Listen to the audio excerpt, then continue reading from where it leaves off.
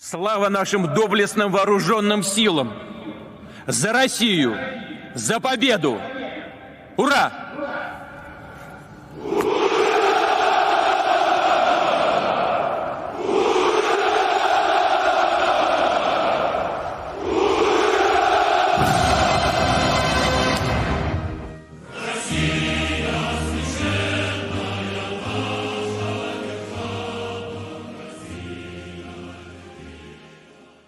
It was only 8 days after Donald Trump was interviewed by Alex Jones on InfoWars that Alex's current and future associates at the time traveled to Moscow, Russia. Former Defense Intelligence Agency head under President Obama, Lieutenant General Michael Flynn, was most famously part of this entourage. The purpose of the event at face value was Russian television's, RT for short, 10-year anniversary celebration.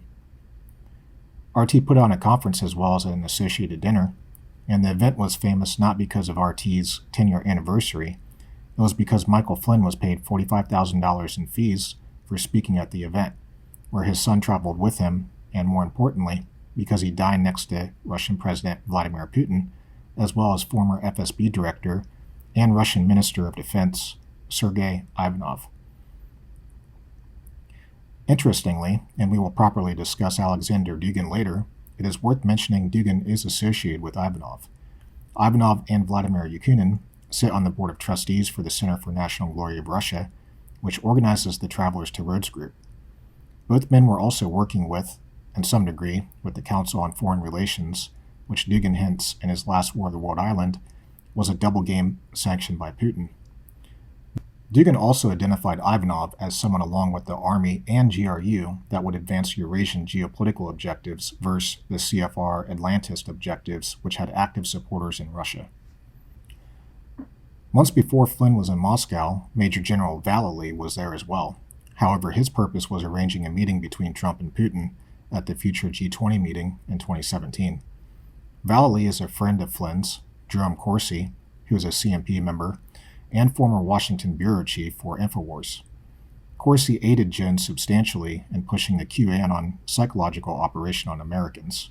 Vallely was also a friend of psychological operations expert Lieutenant Colonel Aquino, who we will discuss later. Do you personally know or have you had interactions with General Michael Flynn?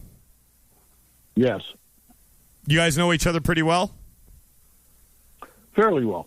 And have you Matter spoken? of fact, before I was in Moscow a couple months before he went over, so I talked to him before he left.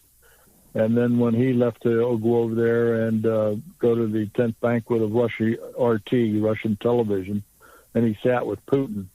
I had been in Moscow 2 months earlier than that, setting up the meeting between Trump and Putin, which I did while I was there. And that was at the G20 conference in 2017. So, yes, and Michael Flynn must be vindicated.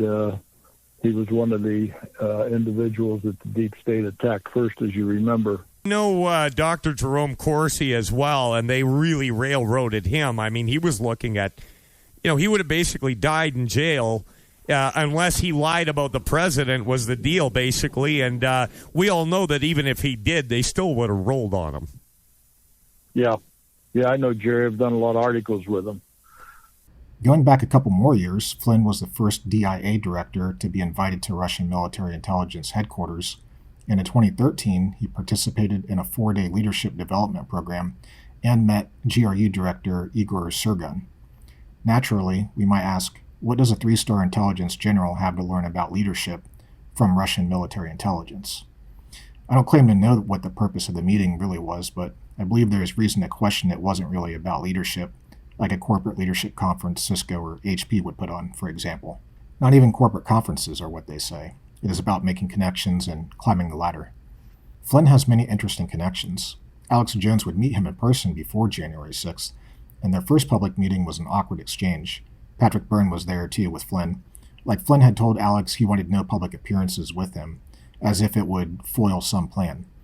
The awkwardness certainly wasn't because Flynn was hesitant to associate with so-called conspiracy theorists like Jones. For example, Flynn regularly joins a Miss Mel K, real name Melody Krell, who is a former Mar-a-Lago employee, adult film star, and alt-media personality that got her start with the help of Hollywood people, getting her embedded into the QAnon alt-media.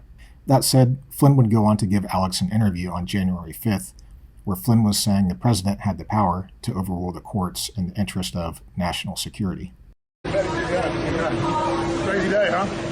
It's a crazy day. You scared? We're gonna win. What? No, I mean, you scared? Taking my hand? You guys are funny, man.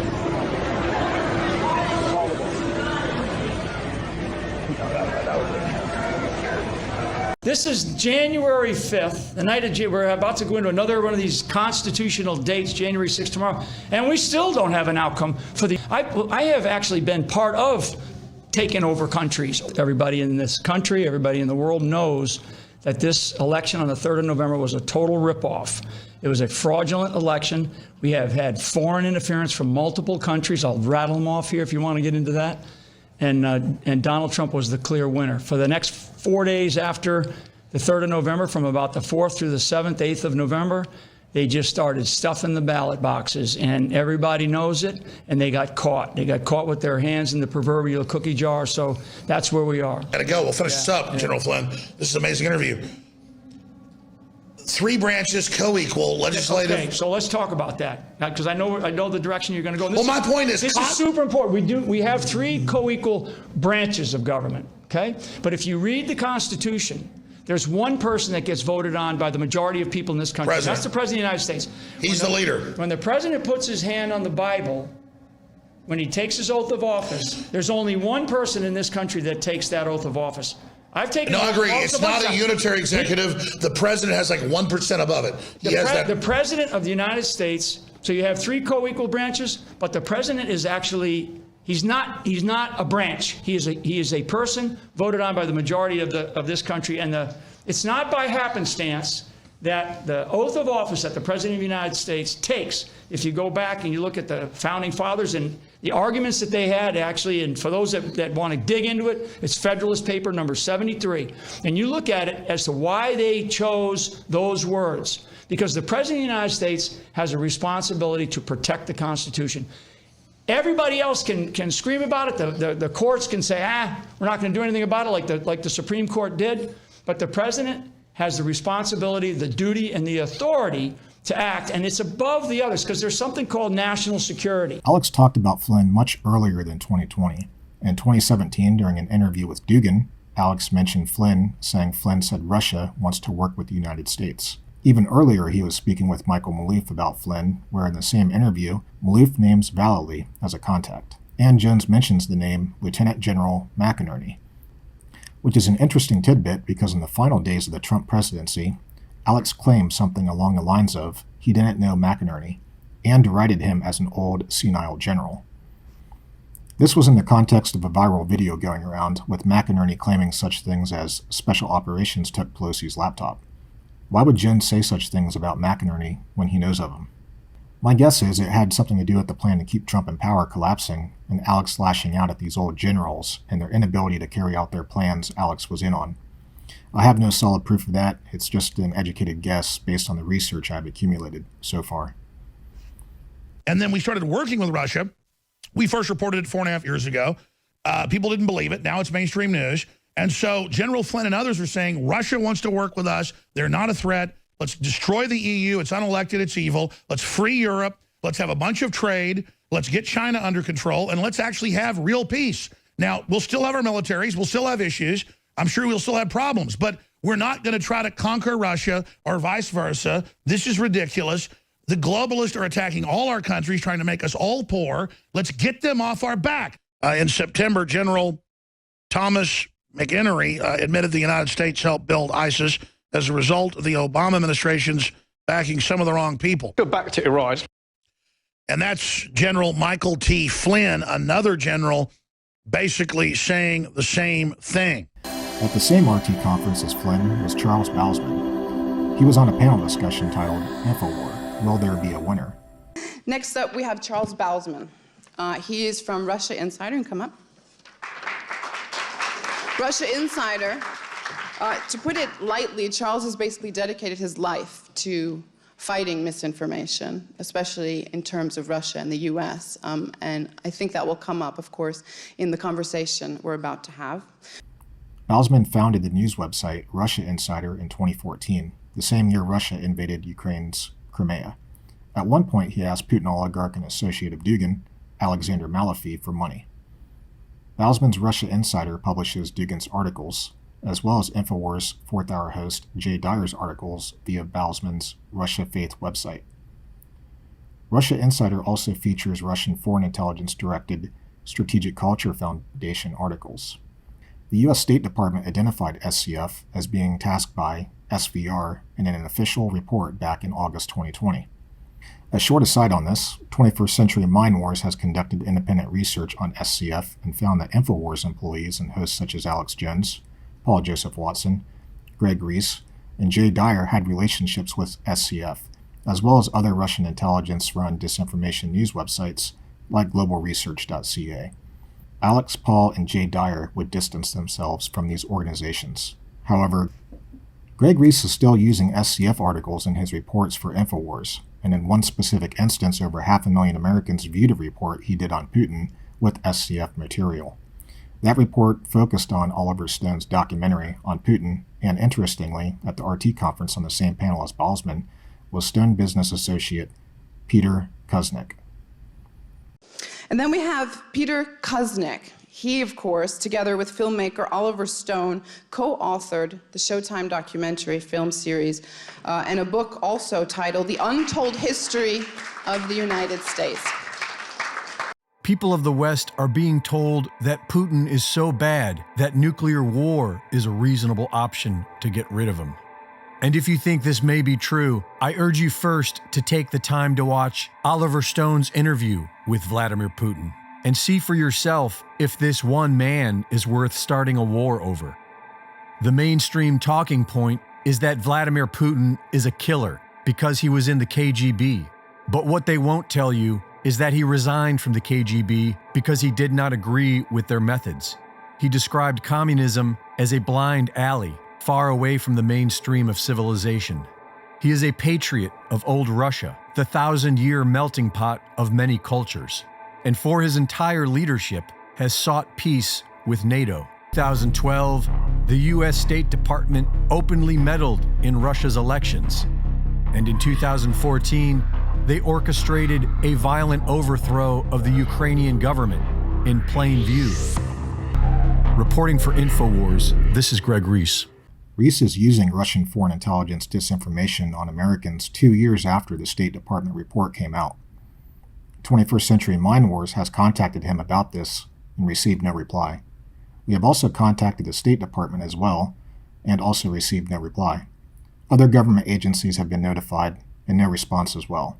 We feel this is important because the State Department called out news organizations using SCF material like globalresearch.ca, but they failed to call out InfoWars, which suggests InfoWars is indeed protected by a faction of the intelligence community, as discussed in Part 1 of our series. It should be no surprise after hearing this that Russia Insider denies that Russian intelligence unit Fancy Bear and their handle Guccifer 2.0 hacked the DNC and transferred the material to Julian Assange. He was also a speaker at the RT conference, which spawned the Pizzagate psyop through people like Roger Stone, Jack Posobiec, Mike Flynn, and Alex Jones. It should also be no surprise that both Russia Insider and InfoWars feature Zero Hedge articles as well. Zero Hedge itself has been called out by U.S. intelligence officials for using SCF articles. Former AP correspondent and investigative journalist Seth Hatina reported that Zero Hedge is owned by ABC Media Ltd. Out of Bulgaria and managed by Krasimir Ivanjiski, the father of the founder of Zero Hedge, Daniel. Seth states, Krasimir served in the Bulgarian Ministry of Foreign Trade and served in the military before beginning his career as a journalist. The main mission of the Bulgarian press during Ivanjiski's days as a reporter was to disseminate Communist Party propaganda. He was also a member since 1974 in the International Organization of Journalists, a front organization that a declassified CIA study described as an instrumentality of Soviet propaganda. Hatina reached out to a senior former Bulgarian government source, and that source told Mr. Hatina they suspect Zero Hedge is likely tied to Bulgarian and Russian intelligence. Hatina also reached out to an academic with ties to the Bulgarian government who concurred with this assessment as well. Moreover, Rand Corp says Zero Hedge frequently echoes the Kremlin line. Back to Balzman, he speaks fluent Russian, he worked in Russia for 20 years, and it is his father who originally brought him there when his father was employed as the bureau chief for the Associated Press in the Soviet Union. Balzman is also married to a Russian woman, and we can safely assume he has deep ties to Russia. After being inside the Capitol on January 6th, he left his house in the States for the protection of Russia. Balzman is also connected to InfoWars and Alex Jones. He was on InfoWars a few years ago in an interview that seemed forced, like Alex Jones didn't choose him as a guest. Balzman's writers for Russia Insider, such as Eric Stryker and Andrew Anglin, are associated with Dugin's Traditionalist Workers Movement, Stryker having been in a group at Charlottesville with the Traditionalist Workers' Party branded shields. The New York Times said of Balzman that Russian analysts who have followed Mr. Balzman's work say it has the hallmarks of a disinformation project. Olga Lotman, a senior fellow at the Center for European Policy Analysis who researches Russian propaganda campaigns, said his messaging merged seamlessly with that of Mr. Putin's government. Russia Insider appears, she said, to be a classic Russian influence operation. And Charles Balzman is here with us in studio, Russia-Insider, and he was here with a national Russian film crew today. He wasn't even trying to get on air. I was familiar with his popular site and YouTube channels. He was very well-spoken, and I thought, hey, we never see you in front of the camera. You ought to come out here and explain how you're international business, and you've been all over Russia and all over Europe, and what you think of this whole situation with the attempts of the deep state to claim that Russia runs everything in America and that I'm run by Russia. I think it's probably been 9 years since I've had a Russian film crew here. Again, the media tries to act like if you talk to a Russian, you must be an evil person. How crazy is that? Hillary was selling the Russians uranium and things, but part in Europe. I mean, describe why you have such a background, why you were in Russia. Okay. I lived in Russia as a child. My dad was a journalist there. He was the bureau chief for the Associated Press. That's the world's largest news agency. It's all really interesting, yeah. Yeah, and so it's funny, you were a business guy, successful, went back to your dad's roots. Yeah. I guess I had the journalism bug in me somehow. Yeah, so I got to see Russia in the deep communist days. Now, your dad wasn't Brezhnev era. Wasn't working for the CIA or anything? Because, back then, if somebody was the head of the AP in Russia, they probably were. Yeah. Well, listen, I don't know. I never thought of him as that kind of a person, but I guess nothing's out of it. Alex, I want to also say something about your interpretation of it. So in 2015, that's the first time you came across my radar, because we were very interested in Western media, which were also getting it right about Russia, and very, very few people were. Many more people are getting it right today. For example, I could mention Tucker Carlson, I think, basically gets the Russia story right these days, right? So that's a big, because it's the truth. But I want to be clear. I don't blame the Russians for the Soviets and the communists, because I know the history books, and that's PhD level, but it's a fact that the British Empire and the leftists in the U.S. funded 100,000 Russian immigrants, people that had come from Russia, to reinvade Russia and overthrow it at a weak point at the end of World War I. And so when you talk about America doing all this, again, it truly is this international criminal cabal that's doing it. And I'm not trying to let America out of some of the bad things it's done in the recent decade to Russia. I'm just simply stating we have to point out that this is literally the same cancer. I don't have any alliance with Russia. I'm not in bed with Russia. But I recognize Russia has the same globalist enemies. Oh. We should naturally be allied, but that's not what they want. They want to make Russia the #1 enemy. Naturally, do we see, as I had Steve Pachinik on a few days ago, an alliance between the United States and Russia would be common sense in the world today. The resources, the Christian culture, the rise. The next Jones associate at the event was former chief of the CIA's Soviet Foreign Policy Branch, Ray McGovern. McGovern has been on the InfoWars program a dozen or so times. He is also an associate of Bosman via the World Russia Forum.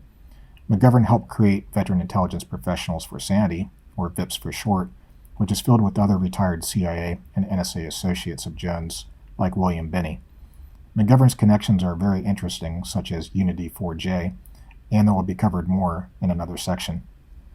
So far away a place with with no real relevance to the U.S. And Ray, just to interject again, former top CIA analyst Ronald Reagan and George Herbert Walker Bush joins us, a 35, 40-year veteran at the highest levels of global intelligence. Watching it that day with CNN announcing that Russia had just attacked Georgia for no reason, and reading the fine print that they had attacked Russian military bases in South Ossetia and Abkhazia and murdered them en masse, it shows the sheer insanity that our media went with that and said, yeah, let's send in NATO till the Russians threatened nuclear attacks on NATO bases, and then Cheney backed off. As it turned out, from the intel I had, correct me if I'm wrong, that the Georgian president had been basically, like Saddam was encouraged to go into Kuwait, quietly told, yeah, go ahead and do this, we've got your back. What were they thinking there, out of the blue, to just attack Russian military bases? Thank God it didn't escalate more. And then when I said, I'm glad the Russians are showing restraint pulling out of Georgia, they had all the neocons come out and claim, I'm a Russian agent. when literally both sides of my family came over on the Mayflower. I mean, that is how sick this has gotten. I'm a traitor. You're a traitor. You know, they said that about you because we don't want nuclear war, Ray. In addition to Flynn, Bossman, and McGovern, we also have another speaker at the event with interesting connections. That is Philip Giraldi, who is a former CIA officer and national security editor of the UNS Review. The UNS Review has Andrew Anglin and Eric Stryker as contributors, just like Russia Insider. It also has Dugin and Assange associate Israel Shamir as a contributor too. Shamir wrote for the same newspaper as Dugin called Den, which changed its name to Zavdra after the coup in '91. That August '91 coup was supported by Dugin and Den to prevent the dissolution of the Soviet Union. Giraldi is also a Dugin and Malouf associate via the Quds Force Iranian intelligence recruiting event called New Horizon. Giraldi, McGovern, and Julian Assange, whom our government says was working with Russian military intelligence via Fancy Bear and their Guccifer 2.0 persona, were all on the same panel discussion titled Security or Surveillance. The game for privacy is gone. It's gone. The mass surveillance is here to stay. The Anglo-American alliance is so pervasive in terms of mass surveillance of domestic and international telecommunications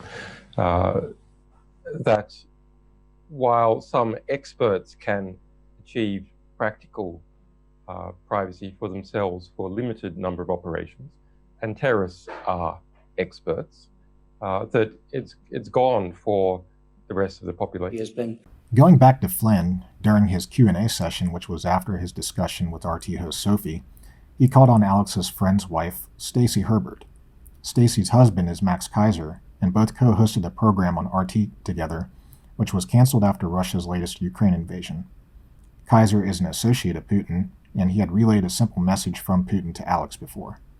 Kaiser tried at one point to fund Alex with 10,000 bitcoins, but Alex said he lost the computer with the bitcoins. After the 2022 Russia invasion sanctions, Kaiser deleted 1,500 pro-Russia tweets. I mentioned Stacey being called on by Flynn because I don't know if I can accept it as a coincidence. Flynn's public visit was portrayed as somewhat of a debate. Perhaps he really disagreed with the people there, or perhaps that was a show that was manufactured with the help of people like Stacey, who worked for RT. One more question. Let me back over here. Way in the back, way in the back. Every time Sophie asked you about Saudi Arabia, you kept on mentioning Iran and adding that in. How many Shia attacked us on 9/11, or how many Shia attacked us on the 7/7 bus bombings in London? How many Shia were involved in the Paris attacks? There seems a bit of dishonesty about how we treat the whole region, is that we keep on saying, oh, it's the Iranians causing ISIS and causing Libya and causing the disaster in Syria. It seems like, yes, there are obviously in Iraq. Again, I'm Alex Jones with Infowars.com. Max Kaiser and his trustworthy sidekick are in the freezing. I guess it's got to be like 9, 10 o'clock at night in Moscow. They're out there in the freezing sleet with just gorgeous images of the Orthodox Russian architecture. They're in Red Square with the Kremlin and the Royal Palace in the background. Max Kaiser, thank you so much. Of course, MaxKaiser.com, investigative journalist, author, Bitcoin baron. Thank you so much for joining us, Max. Yeah, Alex, can you hear me? Just check on sound. Sounds good? Yes, sir, and the video is spectacular. Talk about science fiction. Fantastic video. Here we got Lenin's tomb right here. Right, and over this yellow orangey building here, that is the Kremlin, of course, and that would be where Putin has his office, right in that building, right up there that we're looking at above the wall there of the Kremlin. So on the other side of that wall is the Kremlin. You've got Stacy there. I believe that is, or I can't see her. Somebody else there. No, that's Stacy. Show the Oshunka. This is a Russian hat. Just got this. Beautiful. So now you're in Moscow. Well, tell us what's happening in Moscow, and then let's get into the world economy. You said it's a mixed bag. Vladimir Putin says to say hello, by the way. Did that really happen? Oh, yeah. He said, when you see Alex, tell him I said hello. That's crazy. Yeah. I better not go over there, though. I'm going to interview Putin this year. Really? Yeah, going over there. Now I am interested in this because I was told by the head of RT America before they even launched it, like 8-9 years ago. Putin's a big listener, and by the way, he likes how you play. We actually got reached out to years ago by some people, and I checked. It was like, yes, Putin wants to come on, but he wants to talk about hunting because you're from Texas, and I was just like, I noticed you like to go bare-chested now. Unbelievable. The White House got in touch with RT 2 years ago and said, do not have him back on anymore if you want to keep your license in this country. Really? Oh, yeah, that's what I was told. And they never had me back on, which I don't even care about. I mean, I think when I've been on with Max Kaiser, that can still get on. Concluding part 2 of our series and recapping a bit, the picture is beginning to emerge that the ecosystem associated with InfoWars is clearly working against the Anglo-American geopolitical objectives. The media largely missed the greater story around the RT 10-year anniversary event, hyper-focusing on Flynn and neglecting the others there and their connections. In part 1, we learned a faction of the military and intelligence community was using InfoWars as a spearhead in a war against the Anglo-American establishment. One of the generals mentioned as aiding this agenda was close with individuals working with a prominent KGB general. Flynn was also connected to Vallely. He was in Russia working on getting Putin and Trump together. Vallely also comes from a psychological operations background and famously co-authored the Mind War paper with Lieutenant Colonel Aquino, who was an admitted Satanist and rumored to be in contact with QAnon forum owner Mr. Watkins, as reported by investigative journalist Dave Troy. Vallely was also connected to McInerney, who called for martial law with Vallely. Vallely would also pen an article to Russia Beyond saying Trump wouldn't take a confrontational approach to Russia. Ray McGovern used his voice to defend Julian Assange, who with Russian military intelligence helped release the hacked DNC data. The result of that relationship spawned the Pizzagate psychological operation, which resulted in an armed man going into a pizza shop trying to save non-existent child sex slaves.